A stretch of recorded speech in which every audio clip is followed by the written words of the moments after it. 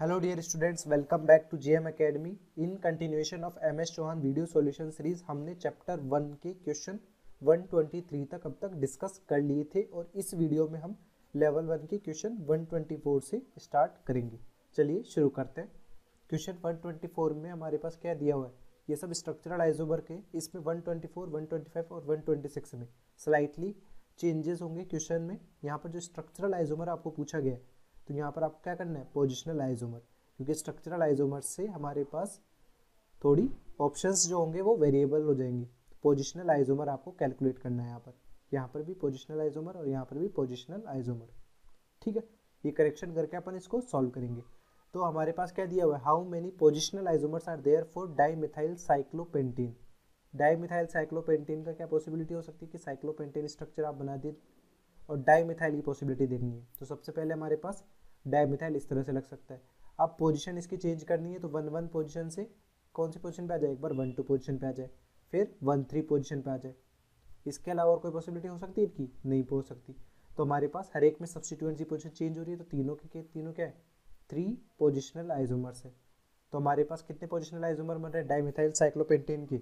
Option A correct हो जाएगा। Next है हमारे पास डाईमिथाइल साइक्लोप्रोपेन। साइक्लोप्रोपेन हमारे पास कैसा स्ट्रक्चर होता है, ये इस तरह से स्ट्रक्चर होता है।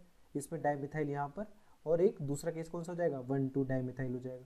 तो यहाँ पर कितने पोजिशनल आइसोमर जाएंगे, 2 पोजिशनल आइसोमर जाएंगे। तो ऑप्शन बी करेक्ट आंसर हो जाएगा। नेक्स्ट है how many positional isomers are there for dimethyl cyclohexane. अब साइक्लोहेक्सेन के केस में अपन देखें कि पोजिशनल आइसोमर कितने हो सकते हैं, तो डाईमिथाइल ये वाला केस होगा। दूसरा हमारे पास कौन सा केस होगा, 1-2, आप पोजिशंस चेंज करते चलिए बस। तो नेक्स्ट हो जाएगा 1-3 और हमारे पास 1-4। तो इस तरह से हमारे पास टोटल पोजिशनल आइसोमर कितने हो गए, 4 हो जाएंगे। तो आंसर कौन सा करेक्ट हो जाएगा, ऑप्शन ए करेक्ट हो जाएगा। ठीक, नेक्स्ट है 127, how many isomeric dibromobenzenes are possible. तो हमने डाईब्रोमोबेंजीन्स का फॉर्मेशन करना है, कितने पॉसिबल हो सकते हैं। तो डाईब्रोमोबेंजीन से मतलब क्या है कि बेंजीन जो ये स्ट्रक्चर दिया हुआ है, अब बेंजीन में हमारे पास एक कार्बन पर 2 Br नहीं लग सकते, तो एक कार्बन पे यहाँ पे लगेगा, दूसरा पॉसिबल एक यहाँ हो सकता है। अब हमारे पास पॉसिबिलिटीज देखें, यदि स्ट्रक्चर डिफरेंट बनाना है अपने को, तो बेंजीन पे कौन कौन से स्ट्रक्चर हो सकते हैं, 1-2 पोजिशन पे Br था, 1-3 पे Br है और 1-4 पे Br है।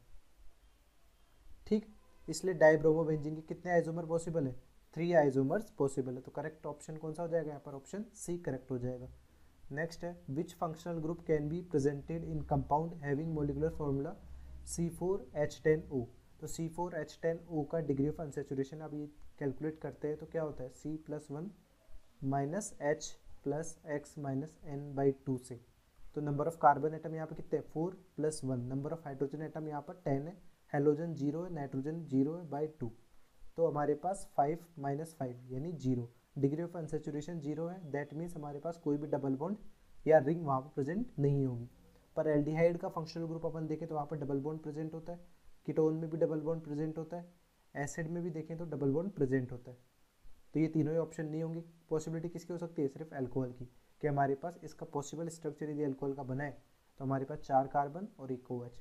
OH की पोजीशन कहीं पर भी हो सकती है। एक एग्जाम्पल आपको बता दिया है कि C4H10O का अल्कोहल का फॉर्म इस तरह से हो सकता है। ठीक है, तो हमारा आंसर डी हो जाएगा। नेक्स्ट है 129, विच functional group is present in compound having molecular formula C4H8O। तो C4H8O का मोलिकुलर फॉर्मूला दिया हुआ है, डिग्री ऑफ अनसेचुरेशन निकालेंगे यहाँ से तो क्या आएगा, यहाँ पर 4+1 माइनस H+X-N/2। तो यहाँ पर 5 - 4 विच इज़ 1। तो डिग्री ऑफ अनसेचुरेशन यहाँ पर 1 आ रहा है। तो अपने पास एल्डिहाइड कीटोन देखें तो एल्डिहाइड पॉसिबल हो सकता है क्योंकि एल्डिहाइड का फंक्शनल ग्रुप ये है। कीटोन भी पॉसिबल हो सकता है। अनसेचुरेटेड एल्कोहल से क्या मतलब है कि एल्कीन है और उसके साथ एल्कोहल भी है। तो अपने को देखना है कि C4H8O की अपन स्ट्रक्चर्स बना सकते हैं क्या ये सब। तो हमारे पास C4H8O इस कंपाउंड में देखें तो एल्डिहाइड फॉर्म यदि भी बनाना चाहूँ तो CH3 CH2 CH2 CHO, ये एक एल्डिहाइड फॉर्म हो गया। कीटोन फॉर्म यदि बनाना चाहे तो CH3 CH2 C double bond और CH3 कीटोन पॉसिबल हो गया। यदि इसमें अनसेचुरेटेड एल्कोहल यदि बनाना चाहे तो CH3 CH double bond CH CH2 OH, यानी डबल बॉन्ड भी है और वहाँ पर एल्कोहल भी है। तो इन सब के अपन मोलिकुलर फॉर्मूला चेक करेंगे तो क्या आ रहा है, C4H8O आ रहा है। तो C4H8O से एल्डिहाइड, कीटोन और अनसैचुरेटेड एल्कोहल ये सभी एक दूसरे क्या होते हैं, फंक्शनल आइसोमर होते हैं, क्योंकि मोलिकुलर फॉर्मूला सेम है, बस फंक्शनल ग्रुप चेंज हो रहा है। तो यहाँ पे करेक्ट आंसर कौन सा हो जाएगा, option D, all of these. Next है 130 question, which functional group is present in compound having molecular formula C4H8। तो यदि C4H8 मोलिकुलर फॉर्मूला है तो उसका डिग्री ऑफ अनसैचुरेशन अपन निकालेंगे तो number of carbon atom 4+1 minus H+X minus N/2, तो यहाँ पर 5 हो जाएगा -4 विच इज 1। तो DBE की वैल्यू आ गई 1, यानी एक पाई बॉन्ड हो सकता है या एक रिंग हो सकती है। तो एल्केन में अपने पास में simple carbon carbon single bond होता है, एल्कीन में कार्बन डबल बॉन्ड कार्बन होता है, एल्काइन में कार्बन ट्रिपल बॉन्ड कार्बन होता है। एल्कोहल में एल्कोहल पॉसिबल हो सकता है क्या, नहीं हो सकता, क्योंकि C4H8 यहाँ पर कोई भी ऑक्सीजन नहीं है और एल्कोहल में अपना फंक्शनल ग्रुप में ऑक्सीजन प्रेजेंट होता है, तो ये तो पॉसिबल हो ही नहीं सकता। अब अपने को डिग्री ऑफ अनसैचुरेशन यानी डबल बॉन्ड इक्विवेलेंट अपना 1 चाहिए, तो किसमें पॉसिबल है, ओनली एल्कीन में पॉसिबल है। तो करेक्ट ऑप्शन कौन सा हो जाएगा यहाँ पर, ऑप्शन बी करेक्ट ऑप्शन हो जाएगा। नेक्स्ट है विच functional group is present in compound having molecular formula C2H4O2।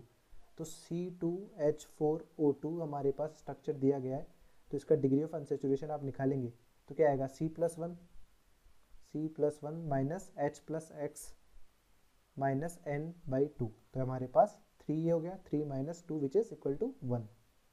तो यहाँ पर डिग्री ऑफ अनसैचुरेशन भी 1 आ रहा है और 2 ऑक्सीजन आ रहे हैं। तो कार्बोक्सिलिक एसिड के केस में ऐसा हो सकता है, तो इनके पॉसिबल स्ट्रक्चर्स देखते हैं कि C2H4O2 के पॉसिबल स्ट्रक्चर यदि बनाए कार्बोक्सिलिक एसिड में तो हमारे पास क्या हो सकता है, CH3 CH2 C double bond, sorry C2 है, 2 ही कार्बन है, तो यहाँ पे CH3 COOH, तो यहाँ पर C2H4O2 ये सूट कर रहा है। एस्टर का यदि बनाना चाहे तो एस्टर हमारे पास बन सकता है HC डबल बॉन्ड OCH3, तो एस्टर भी बन सकता है। एमाइन यदि देखें तो एमाइन में हमारे पास NH2 होता है, यानी नाइट्रोजन प्रेजेंट होता है, जो कि मोलिकुलर फॉर्मूला में नहीं है। तो यहाँ पर कार्बोक्सिलिक एसिड भी पॉसिबल है और एस्टर भी पॉसिबल है, क्योंकि दोनों में ही क्या होगा, यहाँ पर भी डिग्री ऑफ अनसैचुरेशन 1 है और एस्टर में भी डिग्री ऑफ अनसैचुरेशन 1 है, ठीक है, और मोलिकुलर फॉर्मूला भी सेम हो रहा है, तो एक दूसरे के क्या होते हैं, फंक्शनल आइसोमर होते हैं। तो ऑप्शन डी हमारा करेक्ट आंसर हो जाएगा। नेक्स्ट यदि ऑप्शन देखें कि how many distinct terminal alkyne with A molecular formula C6H10 होंगे यहाँ पर, तो हमारे पास में एल्काइन का देखना है तो आपके पास 6 कार्बन देखिए, 1 2 3 4 5 6 टर्मिनल एल्काइन, यानी टर्मिनल पोजीशन पर एल्काइन बना दीजिए। अब हमारे पास 4 ये कार्बन है, अब इनकी पोजीशन चेंज करिए जिससे कि हमारे पास ओवरऑल स्ट्रक्चर चेंज हो। तो 4 जब कार्बन होते हैं तो इसको आप पोजीशन कैसे चेंज कर सकते हैं, एक बार सेकेंडरी पोजीशन पर रख दीजिए, ये वैसा वैसा रहेगा, ठीक है, यानी इसको कांस्टेंट रखना है आपको, इसमें चेंजेस नहीं करने, चेंजेस सिर्फ इस कार्बन 4 कार्बन की चेन में करने हैं। 4 कार्बन की चेन को चेंज अपन 4 मेथड से ही कर सकते हैं, तो ये 4 तरह हो जाएंगे। यहाँ पे फिर टर्सरी ब्यूटाइल कर दीजिए, तो इस तरह से टर्मिनल पोजीशन ही रहेगी हमेशा, बट हमारे पास ओवरऑल पेरेंट चेन यहाँ पर चेंज होगी। तो ये सब क्या है, डिफरेंट स्ट्रक्चर आ रहे हैं। तो ये कितने पॉसिबल स्ट्रक्चर पॉसिबल है हो रहे हैं यहाँ पे 4, तो हमारा आंसर क्या हो जाएगा, ऑप्शन बी यहाँ पर करेक्ट आंसर हो जाएगा। नेक्स्ट है 133, how many distinct terminal alkenes with A molecular formula C6H12 is possible. तो C6H12 के लिए टर्मिनल एल्कीन्स अपने को बनाने, तो सबसे पहले देखिए ये 133 क्वेश्चन अपना है कि 1 2 3 4 5 6 ये 6 कार्बन है, टर्मिनल पोजीशन पे एल्कीन ये हो गया। तो जैसे अपन ने प्रीवियस क्वेश्चन में देखा है तो इन 4 से अलग अलग पोजीशन बनेगी। तो हमारे पास सबसे सेकेंडरी ब्यूटाइल हो गया, ये वैसा वैसा ही है। इसके बाद आइजो ब्यूटाइल हो गया, ये वाला ग्रुप आइजो ब्यूटाइल, यहाँ पर इसको कांस्टेंट रख दिया, टर्मिनल पोजीशन ही रहनी। ये टर्सरी ब्यूटाइल ग्रुप हो गया और यहाँ पर ये वाला कांस्टेंट है। तो 4 तो पॉसिबल ये स्ट्रक्चर हो गए।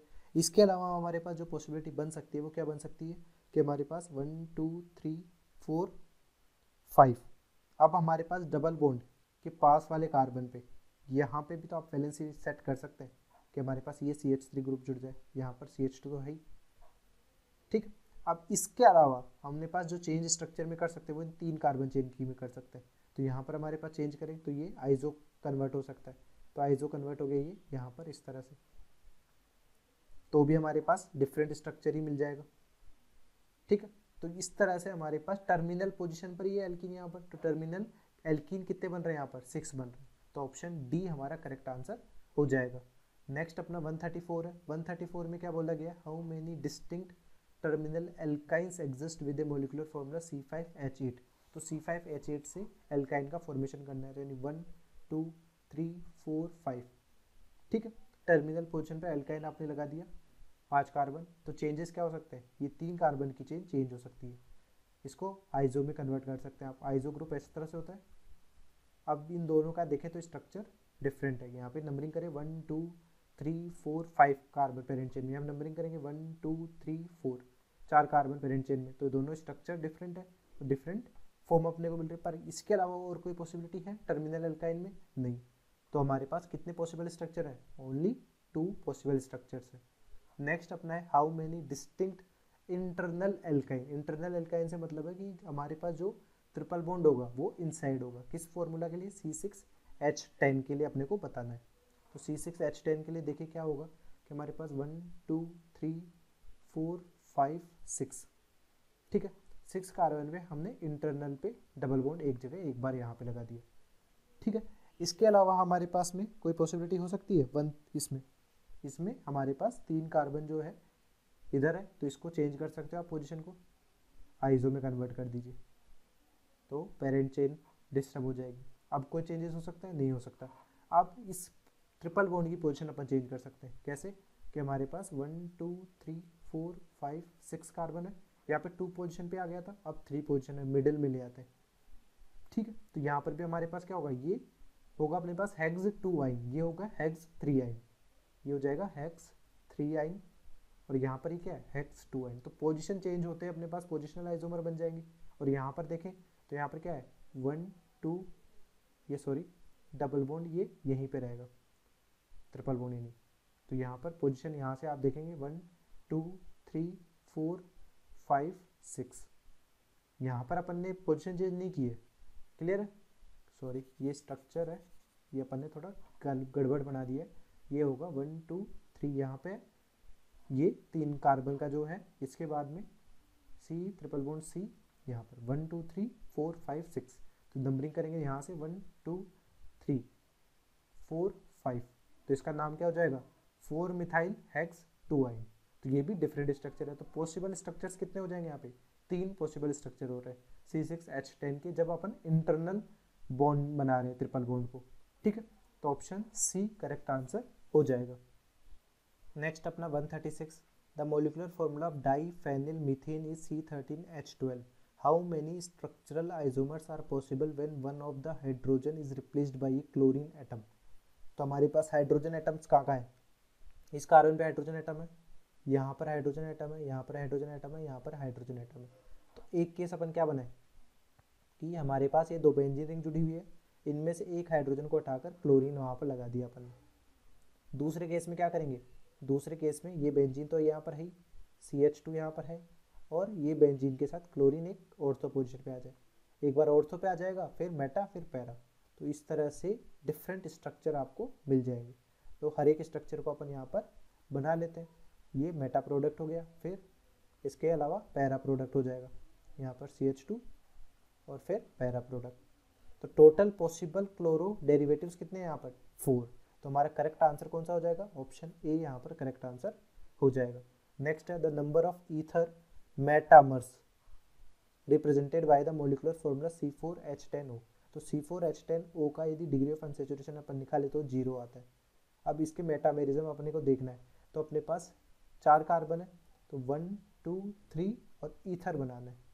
अब ईथर में सबसे पॉसिबल ये बना दिया। अब मेटामेरिज्म में क्या होता है कि जो पॉलीवेलेंट फंक्शनल ग्रुप है उसके दोनों तरफ के एल्काइल ग्रुप में चेंजेस होना चाहिए। तो एक बार क्या है, यहाँ पे मिथाइल है, यहाँ पे प्रोपाइल है, तो दोनों का चेंज करेंगे। तो यहाँ पर एक बार इथाइल, यहाँ पर एक बार इथाइल, तो ये दोनों एक दूसरे क्या हो गए, मेटामर हो जाएंगे।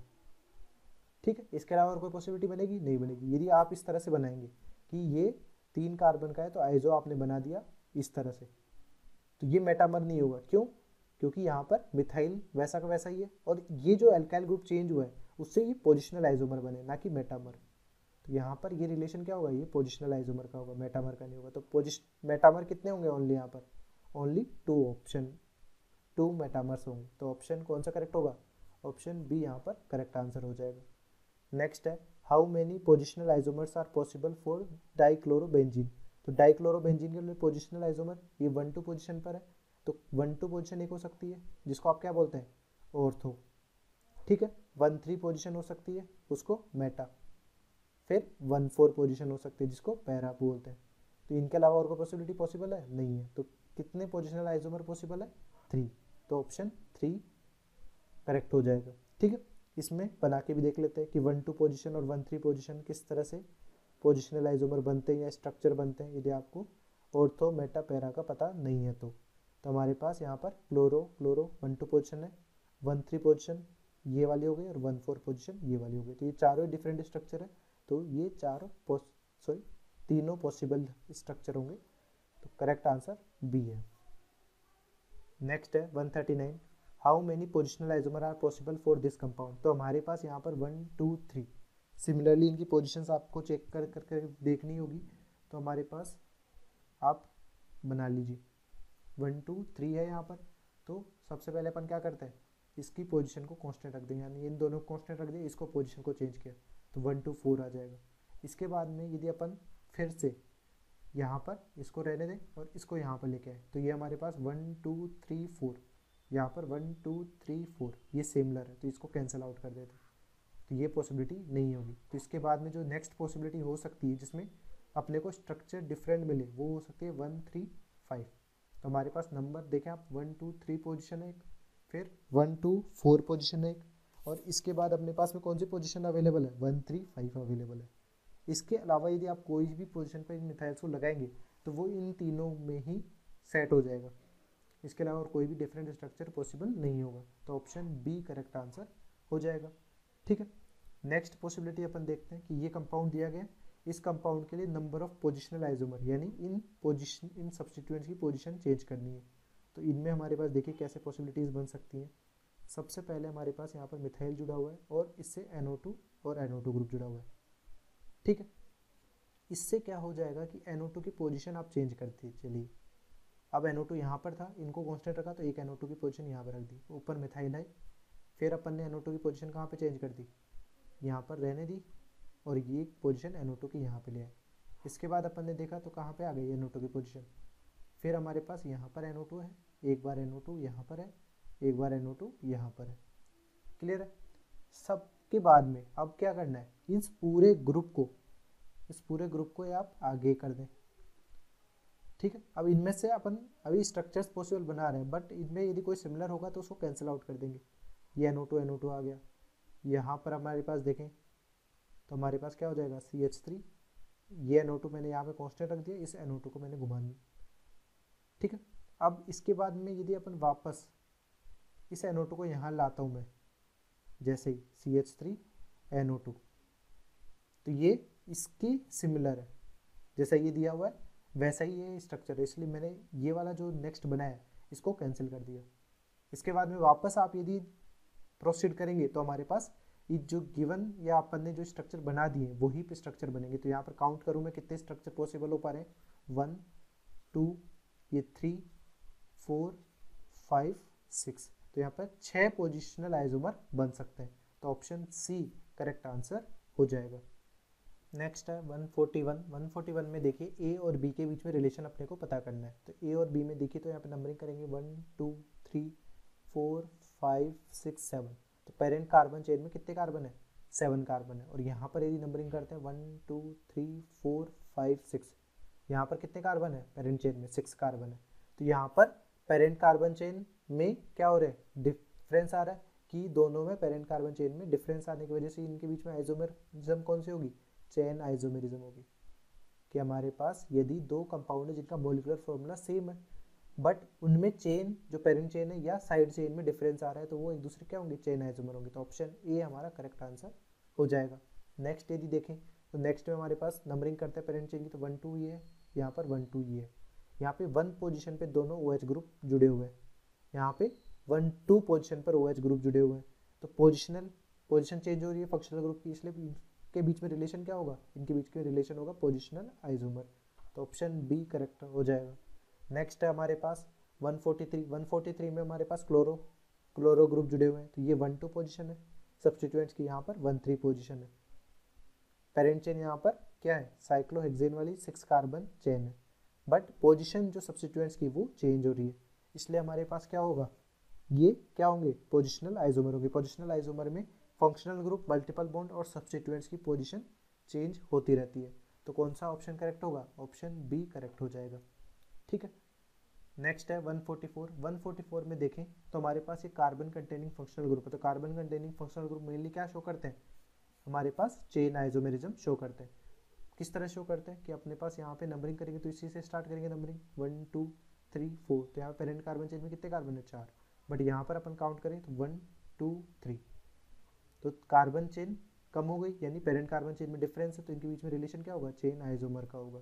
तो ऑप्शन ए करेक्ट आंसर हो जाएगा। Thanks for watching. Hopefully this video solution series helped you out to clear your doubts. Give this video a thumbs up if it is useful for you. If you are new to this channel, make sure to click the subscribe button and bell notification icon so you don't miss latest videos from our video solution series and education related stuff from GM Academy.